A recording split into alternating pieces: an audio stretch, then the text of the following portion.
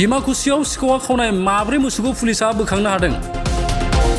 थांनाय हरनि समाव स्रोदै सिखावा खावनानै लांबाय थानाय समाव माब्रै मोसौखौ डिमाकुसि पुलिसा हमनो हायो।